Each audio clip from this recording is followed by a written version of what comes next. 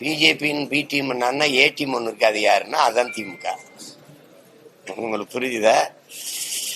RSS கைக்கூலின்னா கை RSS திமுக தான்.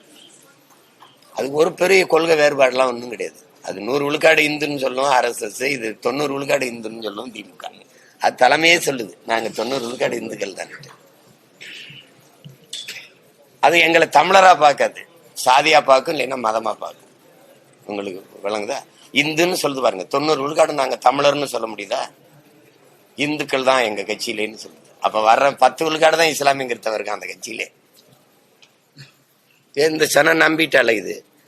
அதனால இதை தெளிவுபடுத்த வேண்டியது இந்த என்னுடைய பொறுப்பு. இங்க இருக்கிற ஆயர்மார்கள், அந்த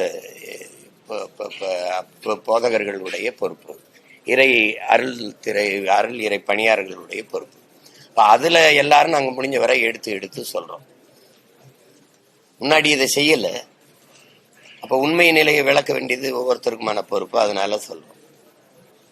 எதனால எனக்கு வாக்கு அளிக்கல அப்படிங்கறத அவங்க தெளிவு வர வேண்டியது இருக்கு. இப்ப நான் வந்தா பிஜேபி வந்துரும்னா எப்படி? நான் தானே வருவேன். அது இந்த தேர்தல்ல அதுக்கு எடுபடாது. ஏன்னா இந்த தேர்தல்ல பிஜேபி இல்ல, பிஜேபி இன்னொரு கட்சியின் முதுகு பின்னாடிதான் நீக்குது. இப்ப இதுல திமுகவா அதிமுகவாங்கிறதுல நாங்க என்ன சொல்லுவோம், எல்லாருக்கும் தான் வாய்ப்பு கொடுத்துட்டீங்களே.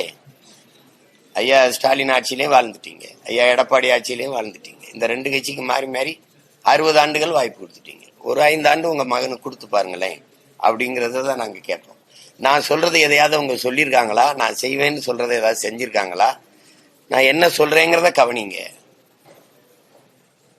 என் நிறத்தை பார்க்காத, என் கருத்தை பாரு.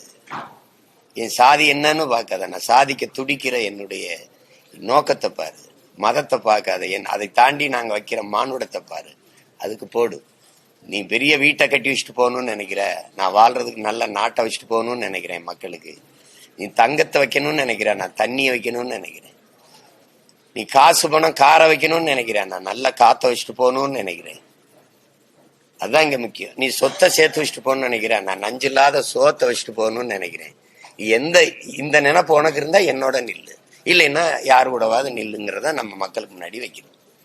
அதனால அது இந்த தேர்தல்ல நீங்க நினைக்கிற மாதிரி அவங்க அவ்வளவு எளிதா இஸ்லாமிய மக்கள், கிறிஸ்தவ மக்களின் வாக்கை எடுத்துக்கிட்டு போறது சாத்தியம் இல்லை.